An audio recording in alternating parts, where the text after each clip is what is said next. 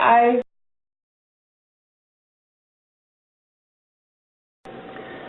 So would you say that you favor a more individualized approach where we're not approaching the issue as a girls versus boys thing, but rather looking for individual talents?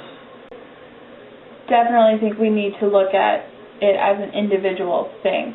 I hate grouping people into any sort of groups because I don't think everyone can fit into, even if you have a handful of molds, I don't think you could fit everyone into those molds, boys or girls or whatever. You need to have all the options out there so that each person as an individual can find the right option for them.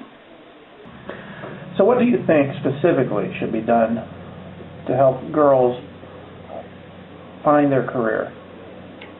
Well, I think one of the first things we can do is get more guidance counselors for the students, and not just the ones who are struggling students or who are missing classes or having trouble in high school, but for the students who are doing well but just don't know where they want to go or aren't sure where they want to go.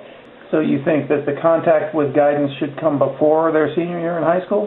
Absolutely. Senior, you're kind of a little late.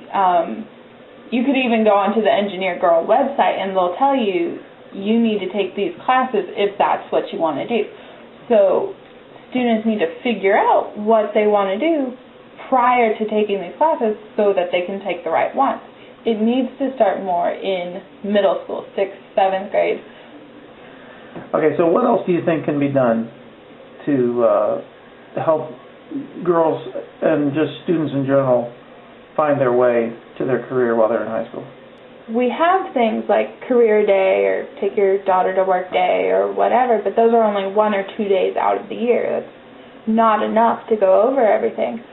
I think it needs to be incorporated into the curriculum about careers, maybe an internship, somewhere where they can get more information about several careers, about what happens day to day, if they're an engineer, if they're a mathematician or whatever. So do you think we should approach engineering and science the way we approach vocational ed? I think that's definitely one way we could do it. We have a vocational track where the students take auto tech and heating and air and classes so they can go into the workforce in those fields straight out of high school. What I think we need to do is offer vocational classes for career fields for after college, so like engineering vocational classes and mathematician and any career like that. And the class itself wouldn't focus on the science behind engineering. We have the physics classes for that. It would be focusing on what engineers do daily, like at work, what's their day like and things like that. And that's where we could incorporate the internships and things like that is into these classes.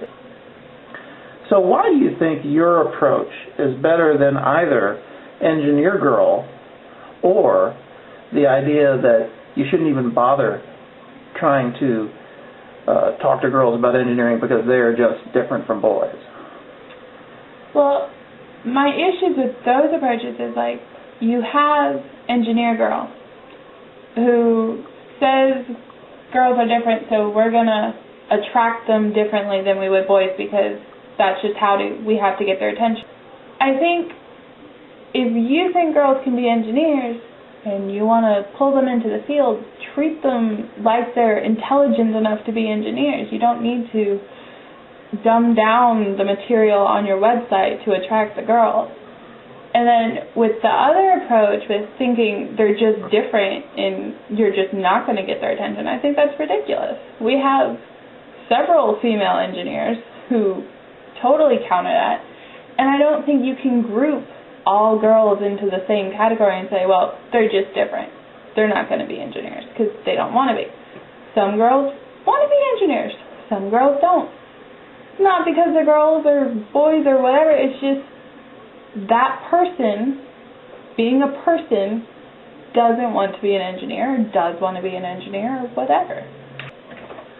So how does your position on this relate to the tension in the problem and your conception of a democratic education?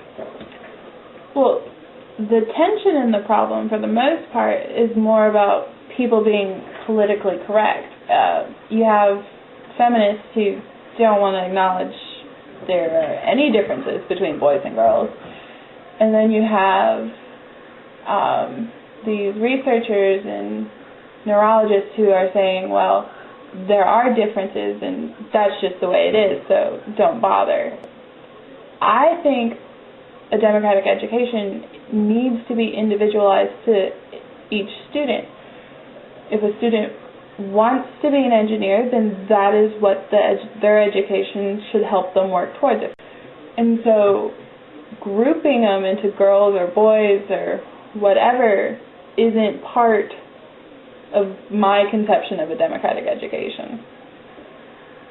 So what I really want to do is emphasize that these career classes and things that I've been talking about are not meant to push students in any one direction.